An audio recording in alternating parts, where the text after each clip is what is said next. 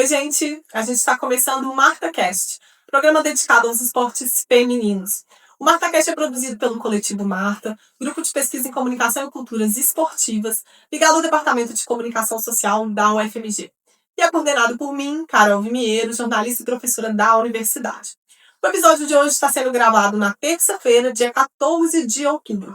E você pode nos acompanhar no YouTube e nas plataformas de podcast.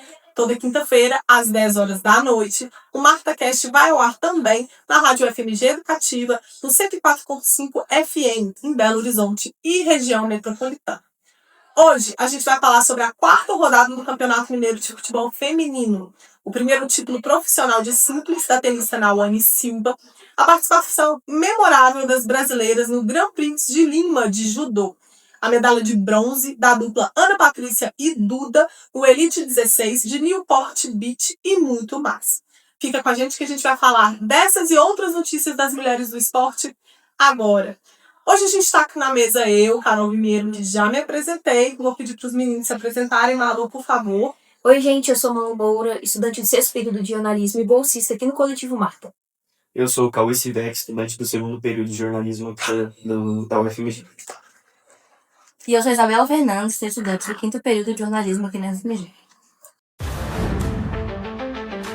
Vamos lá, gente. Vamos começar nosso primeiro bloco falando de futebol e falando do clássico entre Atlético e América, que empataram no último final de semana pelo Campeonato Mineiro. Conta os detalhes pra gente, Isabela. Isso, Carol, esse jogo foi no último domingo, dia 12 de outubro, válido pela quarta rodada do Campeonato Mineiro, como você já falou.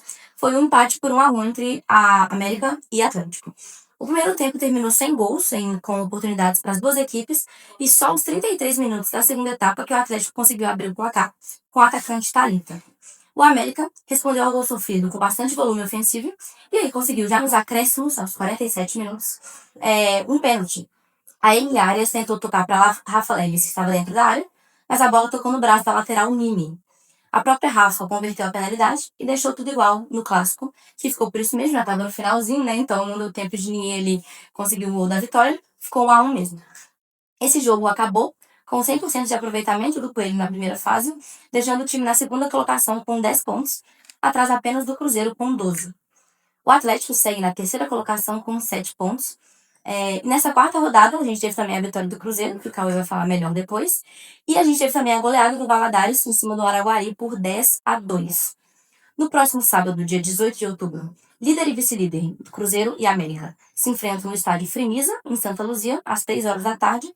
E no mesmo horário, as Vingadoras enfrentam o Araguari no Ilvo Marani, em Vespasiano. Essa que é a quinta e última rodada da fase de grupos, e todos esses jogos estão sendo transmitidos pelo YouTube da Federação Mineira de Futebol. Empate com um gostinho de, assim, não vou falar gostinho de derrota, mas como o Atlético tomou o gol ali nos acréscimos, né? É um pouco Pior pro Atlético, né? Porque no começo do jogo a gente podia até pensar que o América, por estar em segundo e o Atlético em terceiro, era favorito, mas por como se desenvolveu o jogo, né? Por tomar esse gol de pênalti ainda aí nos acréscimos, no final do contexto ali, acho que foi pior pro Atlético. Sim, que já vinha de derrota pro Cruzeiro. Isso. Então são dois clássicos, uma sequência do outro. Vamos falar um pouquinho do jogo do Cruzeiro para depois a gente pensar um pouco aí, né, nas próximas rodadas do campeonato. O Cruzeiro, ele goleou o Itabirito, também pelo Campeonato Mineiro, no último final de semana também. Conta os detalhes pra gente, Cauê. Isso mesmo, Carol. No último sábado, dia 11, o Cruzeiro goleou mais uma equipe na competição, dessa vez o Itabirito por 5-0. A partida foi disputada na Arena Gregorão Contagem, e o Cruzeiro, com esse resultado e com o empate entre Atlético e América, se isolou na liderança, como a Isa falou, com 12 pontos e muito mais de saldo. Então, isso é justamente o que o Cruzeiro tem feito, né? Goleado e distanciado por saldo das outras equipes. O primeiro gol da partida saiu aos 18 minutos com a Gabi Soares, e pouco tempo depois, aos 30 minutos, a Bianca Brasil marcou mais um gol de falta. Ela já tinha marcado contra o Atlético no último final de semana, fez mais um.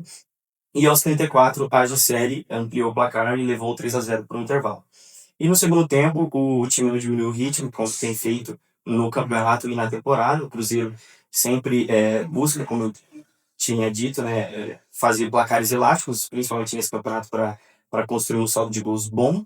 E as jogadoras que entram, como a Zoe, que fez o último gol da partida nos acréscimos, sempre vem, as jogadoras que entram sempre têm vontade, né? Sempre mantêm o ritmo do time. E, além da Zoe, aos 15 minutos, a Letícia, artilheira do campeonato, com 12 gols em 4 jogos, uma média de 3 gols por jogo.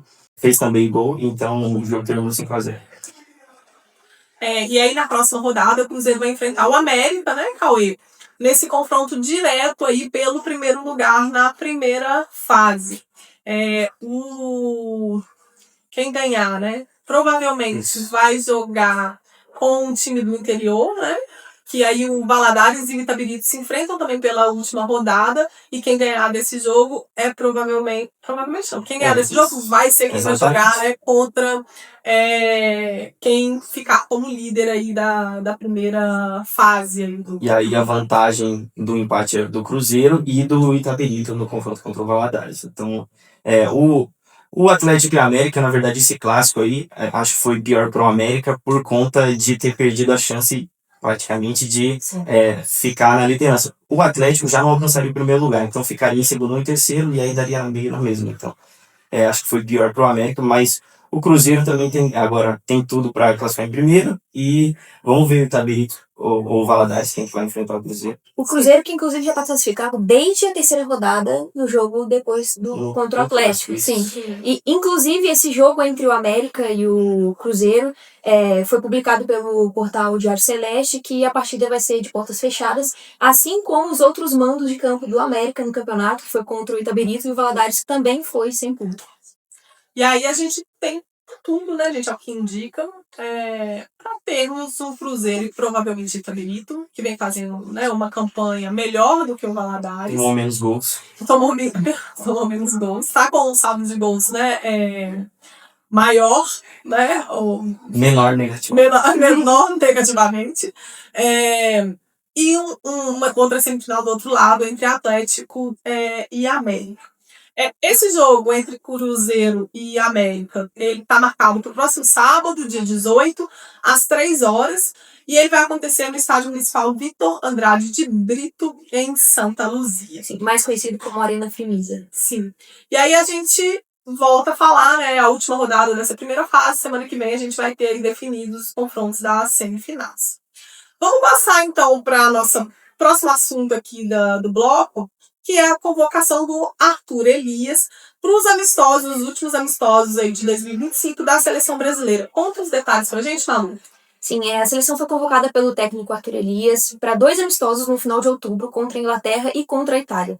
A lista conta com 23 atletas, entre elas 2 jogadoras do Cruzeiro colhendo frutos, Isa Haas e Vitória Calhau, ambas zagueiras. A lateral esquerda, Isabela Chagas, que saiu recentemente, que foi a venda pro PSG, né, a venda mais cara da história do Cruzeiro, também foi convocada.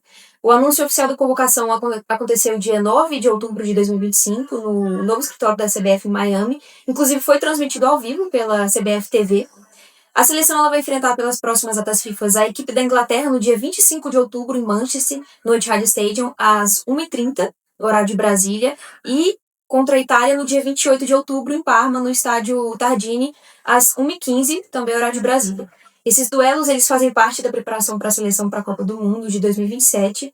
E além das jogadoras do Cruzeiro, foram convocados atletas do Corinthians, atual campeão brasileiro, as zagueiras Marisa e Thais Ferreira e a meio-campista Duda Sampaio. A lista completa está no nosso site, na revista Marta, se vocês quiserem conferir. Muito legal a Vitória Calhau ter sido convocada, né? A Isa Haas já vem sendo convocada. Já vem sendo convocada, sim. E aí a Vitória Calhau, que fez um ótimo campeonato brasileiro, né, gente? Então tá colhendo frutos aí de uma temporada, né? A dupla que inclusive foi muito bem na final do brasileiro contra o Corinthians, que também teve vários convocados, né? Então é legal ver assim, os principais nomes da principal rivalidade do futebol feminino atual sendo convocados. Sim, e acho muito legal também esses amistosos contra times europeus para a Copa que vai ser aqui no Brasil em 2027, né? Então essa preparação já vai criando expectativa aí também para quando a Copa for aqui. Sim, seleções boas, né? Sim, exato. Atual campeã da Sim. Bons amistosos, né? Não são amistosos aí, né? Que, enfim, não conseguem medir muito. De fato, pra testar, sim. São bons pra testar. Vamos passar então aí para essa outra notícia, que foi a conquista do Fortaleza na Copa Maria Bonita. A gente falou da Copa Maria Bonita na semana passada. Conta aí pra gente, Cauê, os detalhes aí da conquista do Fortaleza. É isso mesmo, na tarde do último sábado, dia 11, foi realizada a final da Copa Maria Bonita, da primeira edição, onde o Fortaleza levou a melhor, em frente à equipe do Sport, por 1-0. Gol da Tainá, recém-convocada para a Seleção Brasileira Feminina Sub-20. E a campanha do Fortaleza foi muito boa. Na fase de grupos, o Tricolor classificou com tranquilidade no grupo C, goleando o Sampaio Corrêa por 3-0 e o Confiança por 5-1.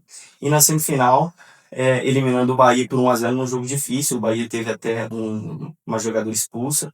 Mas ressaltar, né, que em 2020 e em 2025, nesse ano, o Fortaleza está, né, invicto, tem 18 jogos realizados, 11 vitórias e 7 empates, e a equipe conquistou o acesso para a primeira divisão do Campeonato Feminino, do Campeonato Brasileiro Feminino, e mesmo sendo eliminada na Copa do Brasil e na própria Série A2, né, a equipe está invicta ainda porque empatou na semifinal contra o Botafogo, os 2 jogos, foi eliminada nos pênaltis, e na terceira fase da Copa do Brasil foi eliminada nos pênaltis também para o Juventude.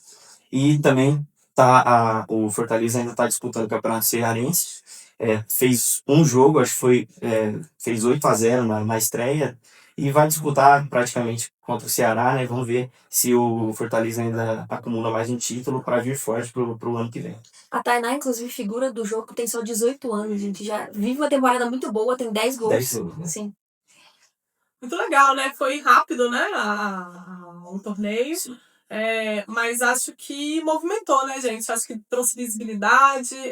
Eu vi vários perfis na rede social falando da Copa Maria Bonita. Acho que conseguiram aí trazer um pouco de visibilidade para os torneios, né, regionais do futebol feminino. Então, agora eu vou passar, né, para fechar o nosso bloco do futebol, vou passar por um giro das outras notícias da modalidade que não entraram aqui, né, nesse bloco, mas estão publicadas no revistamarta.com. No último sábado, dia 11, Corinthians e Boca Juniors se enfrentaram pelas quartas de final da Libertadores Feminina no estádio Francisco Urbano, em Buenos Aires, e o time brasileiro venceu a equipe argentina por 4-0. Com 3 gols de Gabi Zanotti e 1 de Johnson, as Brabas estão classificadas e agora enfrentam a Ferroviária na semifinal. O Clássico Paulista está marcado para quarta-feira, dia 15, às 8 horas da noite. A Ferroviária garantiu vaga no semifinal da Copa Libertadores Feminina ao vencer o Independente Del Valle, do Equador, por 3-0 no sábado, dia 11, também em Buenos Aires. Raquel, Natália Mendieta e Andressa marcaram os gols da vitória em um duelo que começou com atraso devido às fortes chuvas na capital argentina. Com o resultado, a Ferroviária avançou para enfrentar o Corinthians. Na noite do último domingo, dia 12, o São Paulo foi superado pelo Deportivo Cali da Colômbia por 2-0 no estádio Florencio Sola, em Banfield, na Argentina. Com o resultado, as soberanas se despedem da Copa Libertadores Feminina nas quartas de final. Tatiele Silveira, técnica brasileira que comanda o Colo-Colo, atingiu a marca de 36 vitórias com a equipe ao vencer o Libertad pelas quartas de final da Libertadores Feminina. O jogo ocorreu no estádio Florencio Sola, em Buenos Aires, no último domingo, dia 12. A equipe, desde 2023, Tatiele se consagrou bicampeã do Campeonato Chileno de Futebol Feminino logo em suas 2 primeiras temporadas, com toda a campanha da primeira taça de forma invicta. O próximo confronto do Colo-Colo pela Libertadores será contra o Deportivo Cali, na quarta-feira, dia 15. O futebol feminino na Inglaterra acaba de alcançar um marco importante rumo à profissionalização e à valorização das atletas. A partir da próxima temporada, a Women's Super League e a Championship, as principais divisões femininas do país, terão um piso salarial obrigatório para todas as jogadoras. A gente termina nosso primeiro bloco aqui e a gente volta já já com mais notícias de esportes femininos. A gente está de volta para o nosso segundo bloco e a gente vai falar agora de tênis. Antes da gente começar, vou pedir para as meninas se apresentarem, por favor, Malu. Oi, gente, eu sou Malu Moura, estudante do 6º período de jornalismo e bolsista aqui no Coletivo Marta. Oi, gente, meu nome é Amanda Camargos, eu sou estudante do 4º período de jornalismo aqui na UFMG e sou voluntária no Coletivo Marta. Oi, gente, eu sou a Ingrid Míncio, estudante de jornalismo do 5º período aqui na UFMG e voluntária no Coletivo Marta.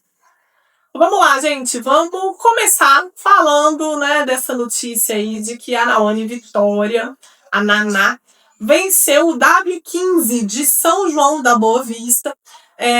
Um torneio, né, profissional com apenas 15 anos. Conta os detalhes pra gente, Ingrid. Sim, esse é o primeiro título profissional de simples da Naná, a Naone Silva. Ela, com apenas 15 anos, foi campeã do W15 de São João da Boa Vista no último domingo, dia 12. Durante o campeonato, ela enfrentou 5 adversárias ao todo. Dentre elas, a gente teve cabeças de chave, a brasileira Luísa Fulana, que ela enfrentou na partida das quartas de final, e uma das favoritas a vencer a competição, a argentina Maria Urrutia.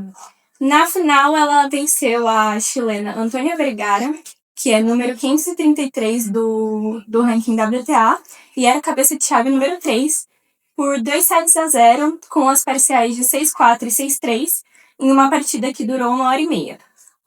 No confronto, a Naná chegou a ter o serviço quebrado no terceiro game, lá no primeiro set, e viu a rival abrir uma vantagem de 3-1.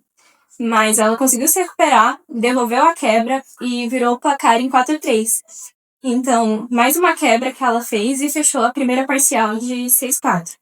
No segundo set, ela começou com vantagem, ela abriu uma vantagem de 4-1 e continuou com quebras e confirmou os games de saque também para selar a vitória de 6-3. Com a vitória, a tenista ela se tornou a brasileira mais jovem a conquistar um título profissional desde a Beata Maia em 2011. Essa conquista ela rende 15 pontos no ranking WTA para Naná e na próxima atualização ela deve figurar entre as 670 melhores do mundo. Incrível, a gente estava semana passada falando, né, do primeiro título da Naná de duplas, né? Sim. E a gente falou de qual que tinha sido bom, assim, né, ela vencer um título de duplas, porque tinha um pouco menos de responsabilidade só nela, né? Então começar com o título de duplas era uma ótima, contei um pouco de como que isso é comum no circuito. E agora ela tem o título de simples, né? Da semana da sequência. Ela que, inclusive, quase toda semana tem alguma notícia boa pra gente, né? Sim, sim. Naná que, enfim, né, uma promessa aí, né, do tênis brasileiro, só 15 anos. Então vamos continuar acompanhando aí os passos, né, dela. Vamos falar agora da Luísa Stefani e da Timeia Babos, que estrearam com vitória no WTA 500 de Ningbo. Conta os detalhes pra gente, Malu. Sim, elas começaram muito bem a partida de estreia que está acontecendo na China. Foi nessa segunda-feira, dia 13. A parceria venceu com muita autoridade a australiana Maya Joint e a canadense Victoria Mboko por 6-2 e 6-2, uma partida muito rápida, foi 1 hora apenas de partida. Garantiu vaga nas quartas de final do torneio, que é disputado em quadras duras. Elas são cabeça de chave número 4, a Stefani e a Babos, elas dominaram o confronto do início ao fim, mostraram muita consistência e muita agressividade nas devoluções. A Luísa muito firme durante a temporada toda, não foi diferente nesse jogo. No primeiro set, a dupla não enfrentou breakpoints e conseguiu quebras no terceiro e no quinto game, abrindo vantagem com muita tranquilidade. Já na segunda parcial, elas chegaram a 4-1 com 2 quebras, sofreram um breve revés no sexto game, mas reagiram imediatamente para fechar o duelo. Com a vitória, a Stefani e a Babos elas confirmaram a boa fase, que reforçaram a condição de uma das duplas mais regulares do circuito na reta final da temporada, ao longo da temporada toda. As próximas adversárias saem do confronto entre a eslovaca Teresa Mihalikova e a britânica Olivia Nichols, contra a chinesa Hanyu Guo e a russa Alexandra Panova. A Guo e a Panova, que inclusive são rivais diretas na corrida pelo WTA Finals, que acontece dia 1º a 8 de novembro, na Arábia Saudita. Atualmente, a Stefani e a Babos elas ocupam a 8ª colocação. Última posição de classificação, com 608 pontos de vantagem, justamente sobre a Guo e a Panova, as 9ª colocadas. Então, estão ali num confronto direto. É literalmente torcer contra a Guo e a Panova para que a Luísa e a Babos consigam se classificar. Uma nova vitória em Ningbo já aumentaria a pontuação da Luísa e da Babos. Caso elas cheguem à final, elas podem assumir a 7ª posição e com o título praticamente garantem presença entre as 8 melhores parcerias do ano. Mesmo após a eliminação nas oitavas da WTA 1000 de Wuhan, que aconteceu na semana passada, a Babos e a Luísa, elas se mantiveram muito firmes na zona de classificação para o Finals, que já vem de resultado de uma temporada muito boa. Elas somaram 3.315 pontos e tem uma vantagem de 614 em relação às que vêm atrás delas. No ranking mundial de duplas da WTA, a Luísa ela aparece atualmente em 22º lugar. Ela pode retornar ao top 20 em caso de uma nova vitória nessa semana. A paulista, ela vive uma excelente fase ao lado da Tília Babos, que, como eu venho falando toda semana aqui, é uma parceria muito recente. Ela já tem 2 títulos na temporada da WTA 500 da WTA 500 de Linz, na Áustria, e em Estrasburgo, na França. Além da conquista recente da WTA 250 de São Paulo, que aconteceu há 3 anos atrás.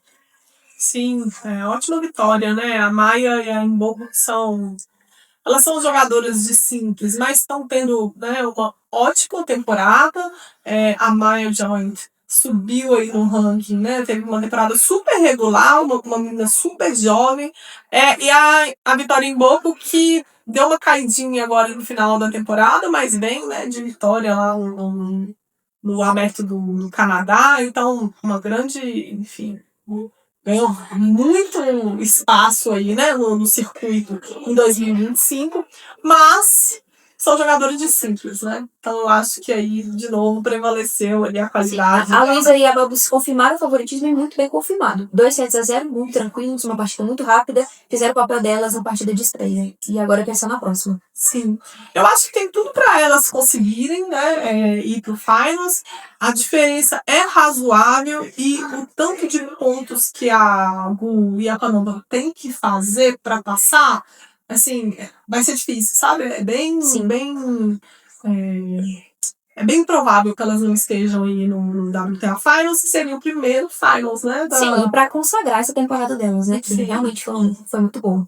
Eu tô ansiosa pra... Sim, também, tô muito empolgada. Inclusive, eu tô assistindo, assim, esses WTA do Aberto da China, mas, assim, esperando pra WTA Finals mesmo, assim, torcendo pra que elas vá bem, porque acho que vai ser o grande momento delas na temporada, né? Sim.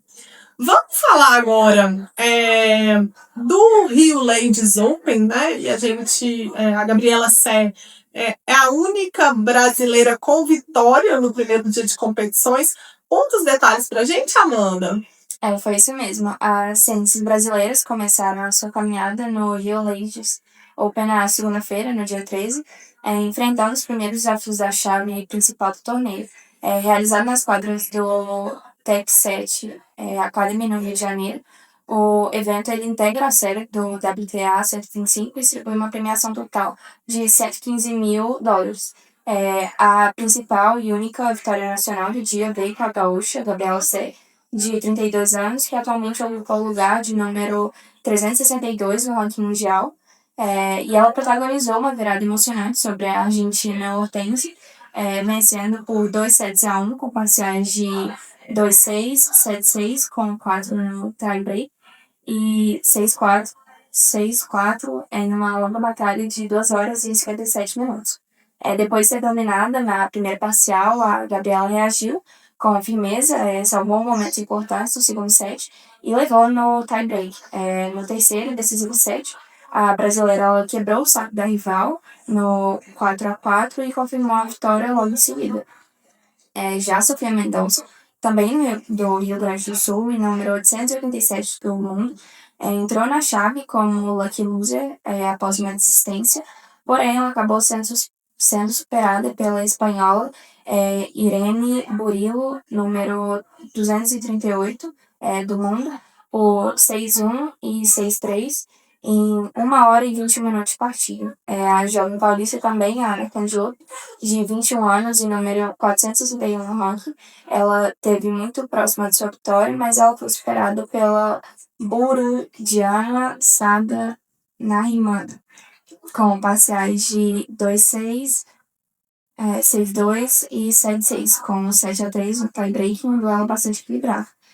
Com a vitória, a Nahimana ela vai enfrentar a russa Anastasia Zolotareva, que eliminou a espanhola Leire Romero, a cabeça de chave número 5, com parciais de 6-4, 0-6 e 6-1. Outra brasileira também em ação, a brasiliense Luísa Fulano, também se despediu do torneio. Ela foi derrotada pela italiana Mariana Tona por 7-6 com 7-4 no tie-break e 6-4. As outras brasileiras, elas também começam no torneio a partir de terça-feira, de 14. Sim, elas estão jogando nesse momento que a gente está acabando, né? Então ainda não temos aí os resultados das outras brasileiras, mas na semana que vem a gente fala aí um pouco dos outros jogos que aconteceram ao longo da semana no Rio Ladies Open, que é o segundo maior torneio aí, né, do tênis feminino mundial, que acontece no Brasil, o maior, o SP Open, né, que foi há 3 semanas atrás, e agora o Rio Ladies Open. Vamos falar agora da conquista da Pietra Rivoli, que ganhou um título de duplas no ITF J200 de Salta. Conta pra gente, Malu. Ela que, assim como a Naomi, vem trazendo por várias semanas seguidas alguma notícia boa pra gente, né? A Pietra, ela tem apenas 17 anos e conquistou nesse sábado, dia 12, o título de duplas no ITF J200 de Salto, disputado nas quadras de Saipo da Argentina.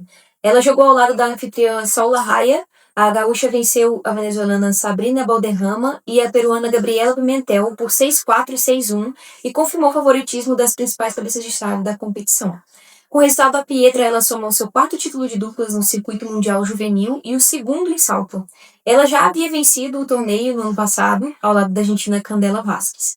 Além de repetir o título conquistado em 2023, a Pietra ela vem acumulando excelentes resultados nas últimas semanas, como eu falei. Ela foi vice-campeã nos ITFs J200 de Lima, no Peru, e de Santiago, no Chile. E dessa vez ela chegou à semifinal em Salta, encerrando uma sequência de 14 vitórias em 17 partidas de simples. Na semifinal, ela, que é a 91 do ranking juvenil mundial, foi superada pela argentina Sofia Meabe, número 112 do ranking, com parciais de 6-3, 2-6 e 6-4. E graças aos bons resultados que a Pietra vem conseguindo, ela deve atingir a melhor marca da carreira, subindo cerca de 50 posições e se aproximando do top 85 mundial. Ela defendeu os pontos das duplas e somou mais 100 no simples, com apenas 60 a descartar. A Pietra, ela segue agora para a WTA 125 do Rio de Janeiro, torneio que a gente acabou de comentar. Depois ela vai fazer uma pausa para treinamentos antes de retornar ao circuito juvenil no ITF J200 de Santa Cruz, na Bolívia, e que vai ser a partir do dia 3 de novembro. Ela deve alternar participações entre torneios juvenis e profissionais até o fim dessa temporada, o que vai consolidar a transição gradual para o circuito adulto. Sim, a Pietra aqui também, né, tá tendo uma ótima temporada. E ela é um pouquinho mais velha que a Naná, né? Ainda tem jogado muitos torneios do juvenil, né? Tá fazendo uma transição um pouco mais suave, vamos dizer assim, né? Para o circuito adulto. Agora, gente, para fechar o bloco, a gente vai passar aqui para um giro das outras notícias do tênis que não entraram no bloco, mas são publicadas no nosso site, revistamarta.com. A estadunidense Coco Gauff confirmou mais um bom momento no último domingo, dia 12, ao conquistar o título do Wuhan Open na China. Atual número 3 do mundo, derrotou a compatriota Jéssica Pegula, sexta do ranking, por 6-4 e 7-5 em 1 hora e 42 minutos e garantiu o terceiro troféu WTA 1000 da carreira e o primeiro em Wuhan. A gente termina o bloco agora e voltamos já já com mais notícias de mulheres no esporte. E a gente está de volta para o nosso terceiro bloco. A gente vai falar de várias modalidades esportivas agora. Antes da gente começar, vou pedir para os meninos se apresentarem. Começa, Sol, por favor. Oi, gente, eu sou a Soraya Carvalho, estudante de jornalismo aqui na UFMG e bolsista do Coletivo Marca. Oi, gente, eu sou Franciele Messias, estudante de jornalismo do 5º período aqui no UFMG e sou voluntária aqui no Coletivo Marca. Eu sou Emanuel Cortez, estudante de jornalismo da UFMG e voluntário do Coletivo Marca. Vamos lá, gente. Para começar, vamos falar dessa notícia, né, sobre as medalhas que o Brasil conquistou no Grand Prix de Judô de Lima. Conta os detalhes pra gente, Emanuel. Foi isso mesmo, Carol. Entre os dias 11 e 13 de outubro, a delegação do Brasil competiu no Grand Prix de Lima de Judô e teve uma atuação muito boa, tanto no masculino quanto no feminino. Falando mais sobre as meninas, o grande destaque foi na categoria até 52 quilos, uma dobradinha brasileira no pódio. A Jéssica Pereira conquistou a medalha de ouro, derrotando a compatriota Gabriela Conceição, que ficou com a medalha de prata. Na luta final, a Jéssica superou a Gabriela com Coltigari de longo alcance e conquistou um Yuko, que é a menor pontuação que você consegue fazer ali no judô, e administrou a vitória até o final. E outros pódios vieram em diferentes categorias. A Nawana Silva segurou a medalha de prata na categoria até 63 quilos, depois de uma boa sequência de vitórias e uma final muito equilibrada. Enquanto a Shirley Nascimento e a Jéssica Lima dividiram um bronze na categoria 57 quilos e repetiram o bom desempenho que elas tiveram nas competições anteriores. E além das medalhistas, o Brasil teve outras participações muito expressivas. A Alexia Nascimento terminou em 5º lugar na categoria 48 quilos, ou seja, ela perdeu na disputa de terceiro colocado. E a Rafaela Silva, né, aquela campeã olímpica, também alcançou a 5ª posição nas atletas até 63 quilos. Na categoria até 70 quilos, a brasileira Ellen Froner encerrou a campanha em 7º lugar e a Carol Jimenez, na categoria até 78 quilos, também ficou na 5ª colocação. E além das medalhistas, o Brasil também contou com outras representantes no tatame, que acabaram sendo eliminadas na primeira fase, mas que, enfim, contribuíram para a presença do judô feminino entre todas as divisões de peso lá no Grand Prix, que novamente foi uma excelente performance da seleção como um todo. Conquistaram mais de 15 medalhas, se eu não me engano, então foi a seleção brasileira, como sempre, muito forte no judô e mostrando isso cada vez mais. Legal, e a Rafaela Silva vai para mais um ciclo olímpico, né? Exato. Então, uma carreira também, né? Longeva, né? Desde 2012, né, nos Jogos Olímpicos. Pois é. Bastante tempo já. Sim. Vamos falar agora da Raíssa Leal. Raro, mas acontece da gente ter notícias não tão boas, né? Da Raíssa. Sim. Mas a Raíssa acabou, né, falhando aí nas manobras e não avançou na SLS de Paris. Conta os detalhes pra gente, Fran. É isso mesmo, Carol. No último sábado, dia 11, a SLS cruzou continentes e aterrissou em solo europeu para uma etapa histórica no lendário complexo de Roland Garros, em Paris, que é tradicionalmente conhecido pelas suas batalhas de tênis, mas agora foi transformado em palco de skate street mundial. A brasileira Raíssa Leal, tricampeã e maior vencedora da Liga Feminina, chegou como uma das favoritas para essa etapa, buscando seu 4º título mundial. Na atual temporada, a maranhense já havia vencido 2 etapas na competição em Miami, nos Estados Unidos, que aconteceu em maio, e em Brasília, em julho, acumulando 13 taças na SLS. Na competição em Paris, Raíssa começou forte nas voltas iniciais, liderando após a primeira volta com 7,9 pontos, quase 3 pontos a mais que a segunda colocada. Porém, na segunda e última volta, sofreu uma queda e marcou apenas 4,1 pontos, mantendo-se provisoriamente na liderança.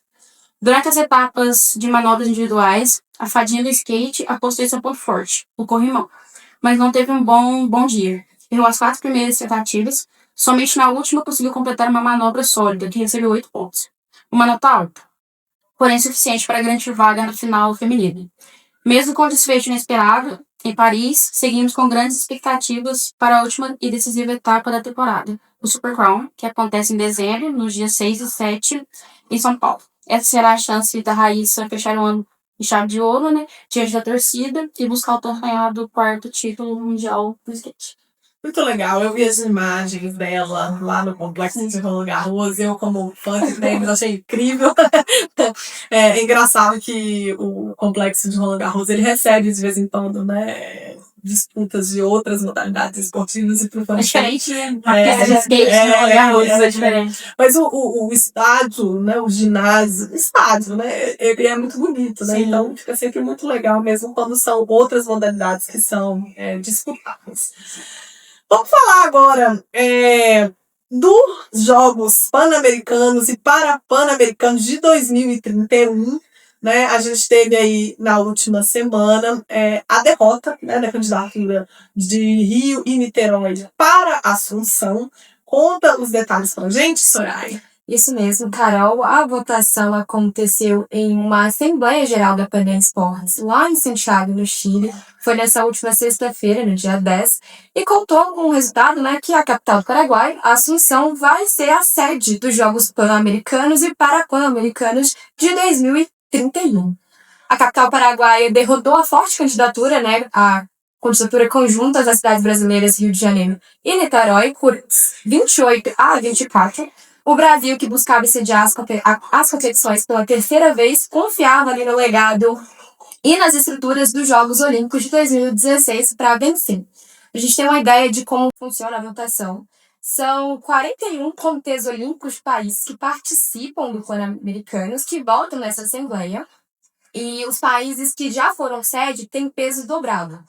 Só que ali nós temos 52 votos porque a delegação da República Dominicana ela não conseguiu participar da votação por problemas no voo, o que reduziu, né, de 53 para 52.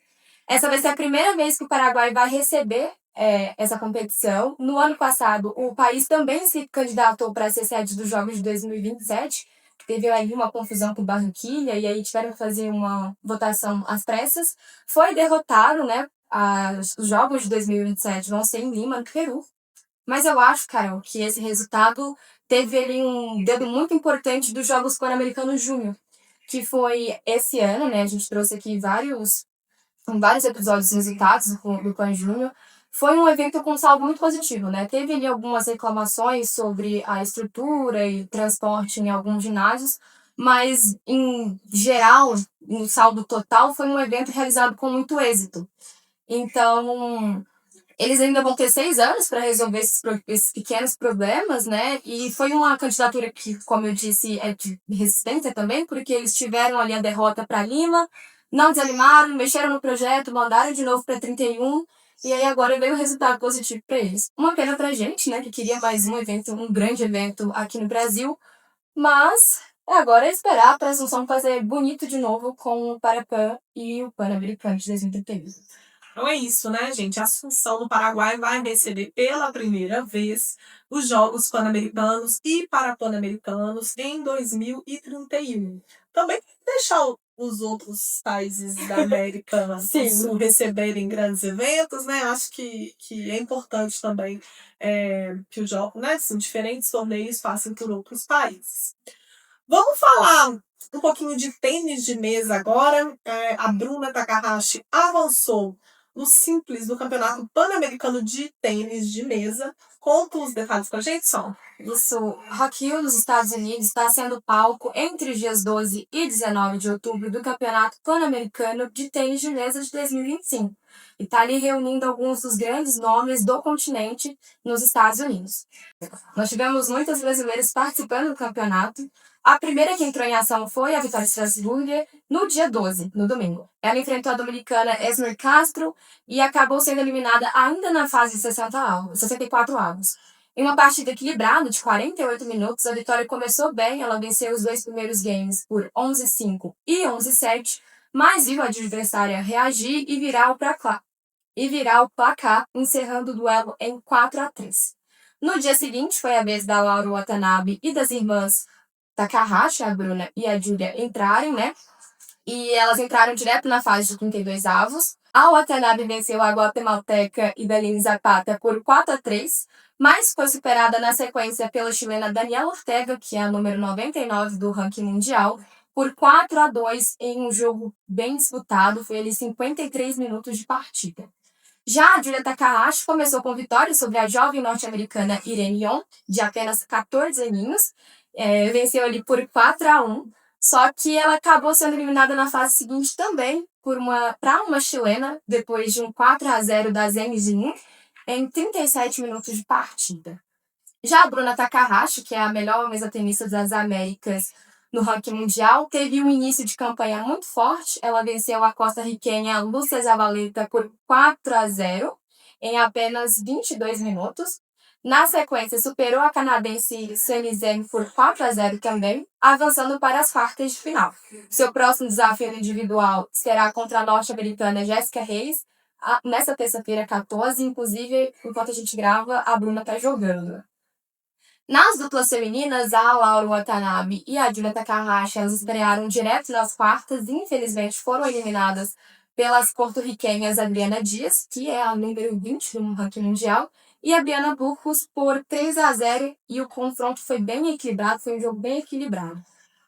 Já nas mistas, a Julia Takahashi e o Guilherme Teodoro, que eram a melhor dupla do Brasil classificada no ranking antes do Hugo e da Bruna começarem a jogar, eles foram eliminados nas oitavas por Steven Moreno e Briana Burgos, de Porto Rico, em um jogo acirrado, foi decidido ali nos detalhes, por 3-2. Por outro lado, né, a Bruna Takahashi e o Hugo Calderano mostraram sua força e começaram muito bem, vencendo os argentinos Santiago Lorenzo e a Camila Arguelles por 3-0. Nas quartas, eles derrotaram os mexicanos Rogério Castro e Arantxa Cosio em apenas 20 minutos, por 3-0 também. E na semifinal, enfrentaram os donos da casa. Esse jogo foi mais disputado, deu mais um friozinho na barriga. Eles enfrentaram o Jessalyn e a Jéssica Reis. E após eles perderem o primeiro game por 9-11, a dupla brasileira reagiu e virou o jogo, vencendo por 11-7 e 11-6 nos games seguintes. E aí os estadunidenses vieram de novo, empataram o jogo no quarto set por 12-10, mas a Bruna e o Hugo fizeram um ótimo game, um game decisivo, garantiram a vaga na final com 11-5. A dupla Calderaro vai enfrentar Steve Moreno e Bianca Burgos na grande final, que acontece hoje também, terça-feira, dia 14, às 7h30 no horário local. Aqui no Brasil dá 8h30. 8h30 da noite. Essa partida vai ter uma carinha de revanche ali pra Bruna, né? Já que essa dupla foi a que eliminou a irmã dela. Então eu tô bem ansiosa pra final. Quero ver a dupla Calderaro levantar mais um título.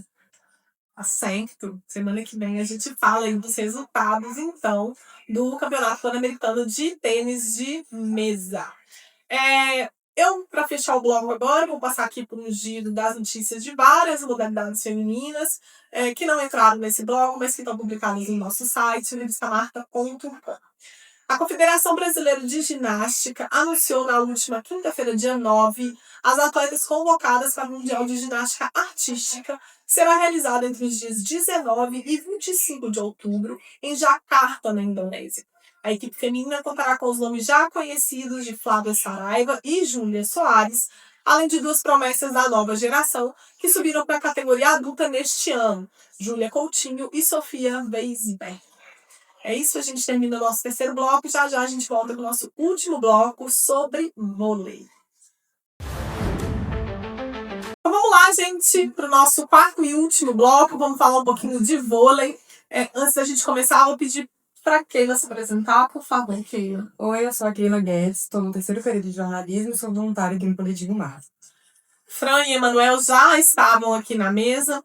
Então vamos começar, gente, com o vôlei de praia, né? A gente tem falado de vôlei de praia toda semana.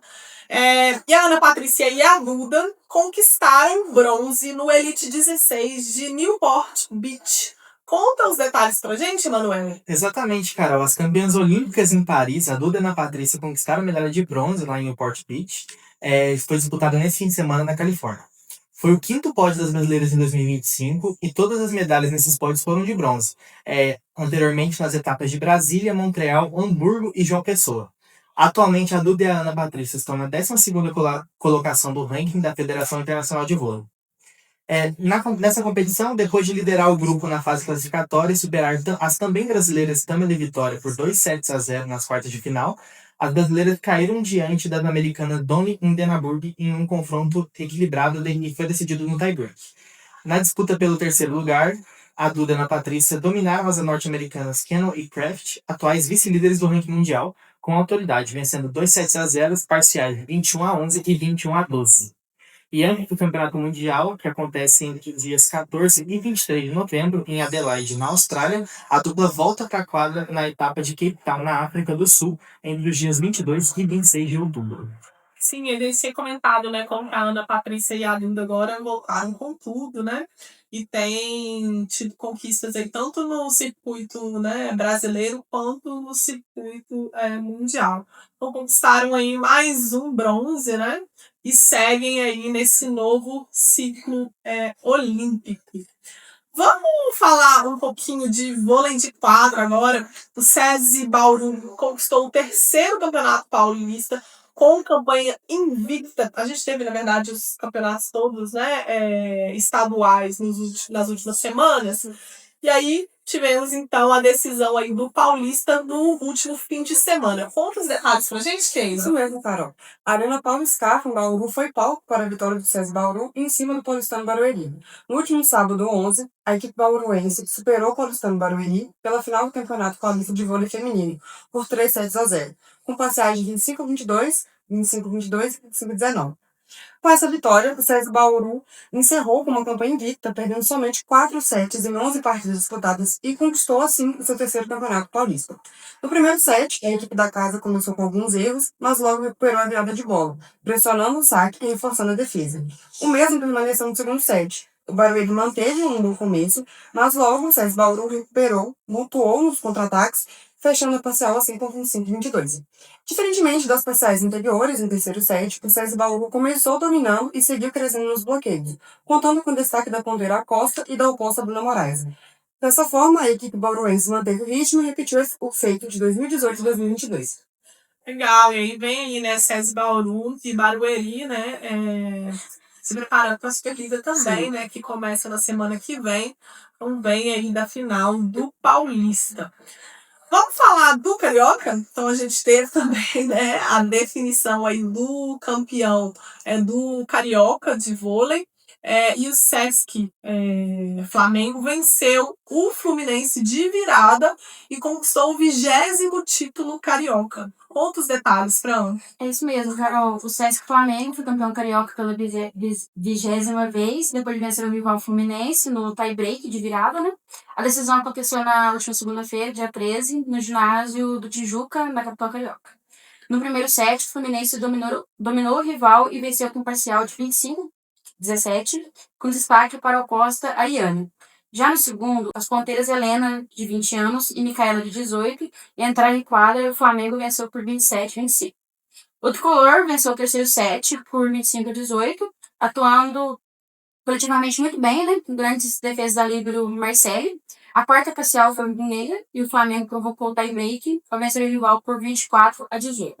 Neste set, a levantadora Fabiola do Fluminense sentiu a panturrilha e precisou deixar a quadra. Por isso, o set terminou com pontamentos.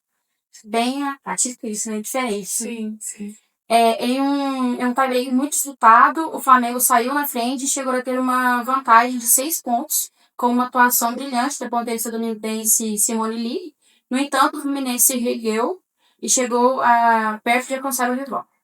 No final do set, a ponteira Amanda do Fluminense se chocou de cabeça com a companheira de time Ariane e perdeu consciência por alguns minutos. A jogadora precisou deixar o ginásio imobilizada e de ambulância, mas saiu consciente e orientada. A assessoria da equipe informou que após os exames ela foi liberada e está bem. O Flamengo completo fechou o set em 15-13 e garantiu o 20º título do Carioca, né? Agora, os próximos compromissos das equipes são pela estreia da Superliga. O Fluminense recebe o Maringá e o Flamengo o paulistano Barueri. Ambas as partidas serão na próxima segunda-feira, no dia 20 de outubro. Legal, então movimentado aí, né, gente? Movimentado. Os campeonatos estaduais. A gente já tinha tido o Mineiro na semana passada e agora tivemos as definições aí do Paulista e do Carioca e viramos a chave, porque semana que vem começamos a falar de Superliga. E para fechar, vamos falar mais um pouquinho de vôlei de praia. O Brasil vai ter 4 duplas no Mundial de Vôlei de Praia que vai acontecer em Adelaide, na Austrália. Quantos detalhes, Keila? Então, o Mundial de Vôlei de Praia 2025, que será realizado entre os dias 14 e 23 de novembro em Adelaide, na Austrália, já tem seus grupos definidos. O sorteio confirmou os caminhos das 4 duplas brasileiras na disputa feminina: Ana Patrícia e Duda, Tâmela e Vitória, Carol e Rebeca e Vitória e Egi. As campeãs olímpicas Ana Patrícia e Duda, que buscam o bicampeonato mundial após o título de 2022 e a prata de 2023, caíram no grupo E. Elas enfrentarão uma dupla da República Tcheca, uma dupla da Polônia e as anfitriãs australianas. As líderes do ranking mundial, Tâmela e Vitória, encabeçam o grupo A, ao lado da dupla da Ucrânia, do Paraguai e do Peru. Já Carol e Rebeca, medalhistas experientes e uma das duplas mais consistentes do circuito, estão no grupo B, com outra dupla da Ucrânia, uma outra dupla da Holanda e do Egito. Fechando a participação brasileira, Vitória e Egi aparecem no grupo C, que também reúne as norte-americanas, as holandesas e as nigerianas. O Brasil chega ao torneio com uma das potências da modalidade. Ao longo de 14 edições do Mundial, o país conquistou 13 medalhas de ouro, sendo 6 entre as mulheres, e subiu ao pódio em 35 oportunidades. Nessa edição, o Brasil terá 7 duplas no total, sendo 4 femininas e 3 masculinas, sendo o segundo país com mais representantes, atrás apenas da anfitriã Austrália. O formato da competição prevê 48 duplas em cada gênero, dividido em 12 grupos. Avançam diretamente para a fase eliminatória os 2 primeiros colocados de cada grupo e as 4 melhores terceiras colocações. As demais terceiras colocadas ainda disputam uma repescagem em busca de vaga na etapa seguinte. Tá certo. Então vamos ficar de olho aí, né, gente? Mundial em novembro, né? A gente, enfim, falar dele aqui também, né, nos episódios, durante o período que ele estiver acontecendo. E para fechar esse bloco, a gente passa aqui para o giro das notícias do vôlei, que não entraram no bloco, mas são publicadas no site revistamarca.com. A Superliga Feminina 2025-2026 começa na próxima segunda-feira, dia 20 de outubro de 2025. Na primeira rodada, o Praia Clube enfrenta o Brasília Vôlei, na segunda-feira, em Uberlândia. E o Gerdau Minas recebe o Batavo Mackenzie na terça-feira, dia 21, em Belo Horizonte. Você quer saber mais sobre as notícias esportivas de modalidades femininas? Acesse o nosso site, revistamarca.com, ou nos siga no Instagram, o @revistamarca. Você pode também nos acompanhar no YouTube e nas plataformas de podcast. E toda quinta-feira, às 10 horas da noite, o MarcaCast vai ao ar também, na 104.5 FM, Rádio FMG Educativa, em BH e região metropolitana. A gente termina por hoje e a gente volta semana que vem. Até mais!